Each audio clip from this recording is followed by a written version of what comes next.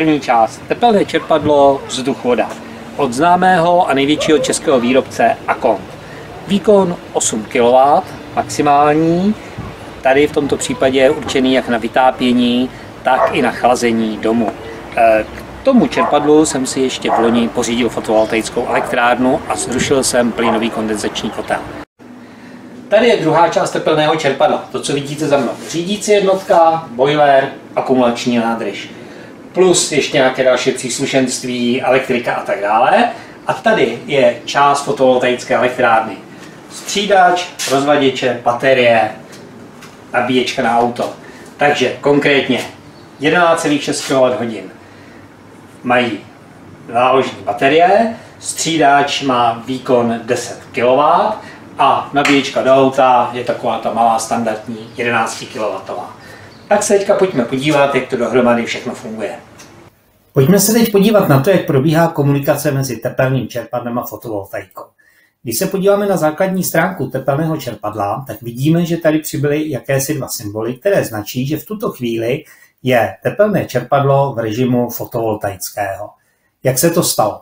Tady je nastavení fotovoltaických podmínek, to znamená, kdy čerpadlo má přejít do toho režimu, v kterém se v tuto chvíli nachází. Ta podmínka, jedna z nich je, že baterka je nabita na 100%, to znamená, vidím skutečně z té komunikace, že kapacita baterie je 100%. Vidím, že aktuální tepelný výkon tepelného čerpadla je 5,7 kW a jeho příkon 1,48 kW. Vidím, že elektrický výkon vyrobený panely, který je v tuto chvíli zužitkovatelný, je 4 kWh. Ve chvíli, kdy přepneme na jinou obrazovku a podíváme se, jak je na tom, tak vidíme, že dokonce, že tady je 5715 W. To znamená zhruba v tuto chvíli 5,8 kWh, které tečou z panelů dolů do střídače.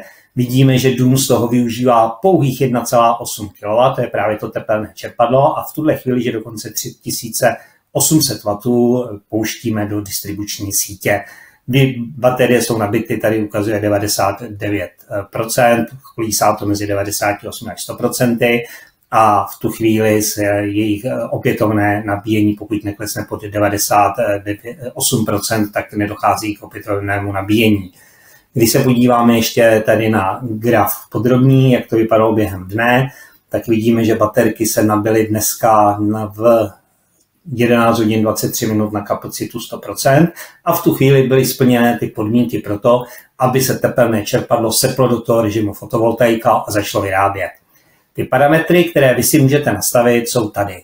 Vidíte, že jsem si nastavil, že teplotu vody v akumulační nádobě, to znamená vlastně teplotu tepné vody na zpátečce jsem si nastavil na 48 stupňů, žádanou teplotu v TUV boileru teplé užitkové vody jsem si nastavil na 55 stupňů a řekl jsem, že minimální přetok do distribuční sítě proto, aby ten kompresor nastartoval, je 2,5 kW.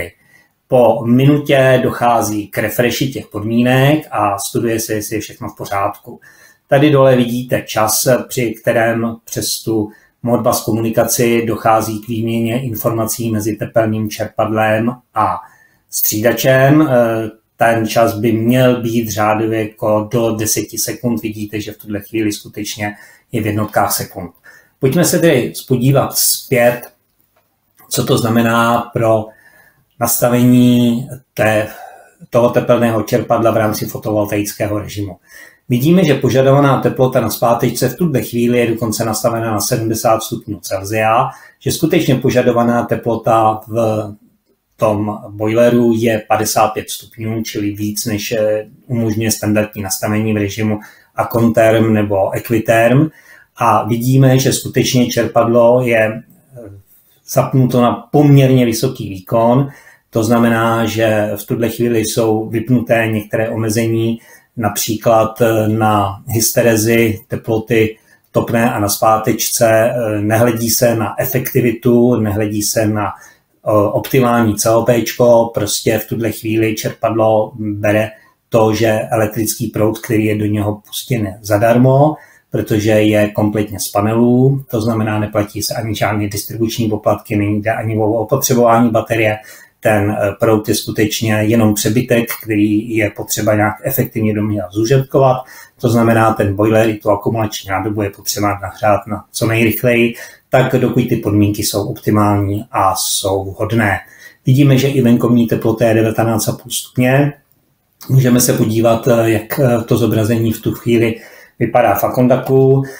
Vidíte, že v tom Akondaku zatím nemáme žádný symbol pro registraci toho, že čerpadlo jede v režimu toho fotovoltaickém režimu, ale lze to poznat právě z té vysoké požadované teploty na vracečce a i poměrně z vysoké teploty požadované v boileru TUV, pokud si ji tak nastavíte. Takže já k tomu můžu říct, že tenhle systém funguje docela dobře. Viděli jste, že tepelné čerpadlo Akont a komunikace se střídačem Solax, baterie 11,6 kW, ale ty v tuhle chvíli nemají žádný vliv. V tuhle chvíli je skutečně pouze o přetok, který je z těch panelů do distribuční sítě, tak aby se minimalizoval a byla možnost využít maximum té energie z těch fotovoltaických panelů v té domácnosti.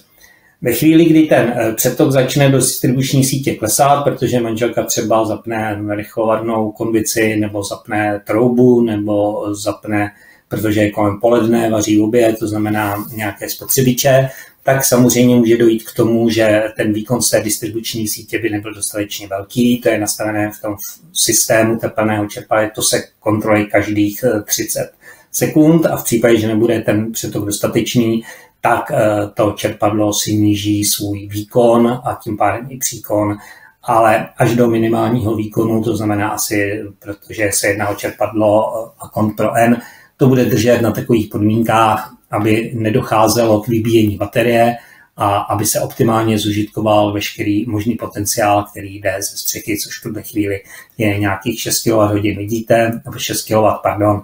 Vidíte, že ty podmínky jsou dneska velmi střídavé, sluníčko chvílema zachází, vychází, ale že pokud je tam i nějaký odběr z těch baterií, že to jsou velmi kratinké špičky, které jsou opravdu krátkodobé, trvají řádově velmi krátkou dobu, to znamená jednotky nebo desítky sekund.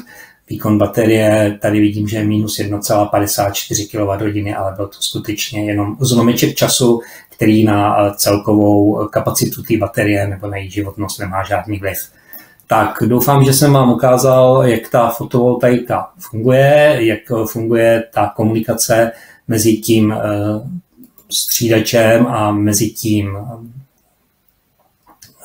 řídící jednotkou toho tepelného čerpadla. Je to prostřednictvím Modbusu. Ten Modbus pro to tepelné čerpadlo má svým způsobem nějakou prioritu. V tu chvíli mu určili i nějaký ID číslo. Jediný, jak jsem říkal, co vy zadáváte, je ty parametry, které vidíte tady. To znamená požadovaný teplotu vratné vody při vytápění nebo do akumulační nádrže, požadovanou teplotu vody do boileru, minimální hodnotu přetoku pro stav kompresoru a případně dobu trvání toho přetoku a samozřejmě IP adresu toho střídače. Všechno ostatní už si čerpadlo vykomunikuje s tím střídačem samo, není tam potřeba žádný další wattrouter nebo žádný další SSR relé nebo jakékoliv zařízení, které by se o to staralo, všechno probíhá přes Wi-Fi komunikaci toho čerpadla s tím střídačem. Já vám děkuji za pozornost a těším se u nějakého dalšího videa zase s vámi. Nashledanou.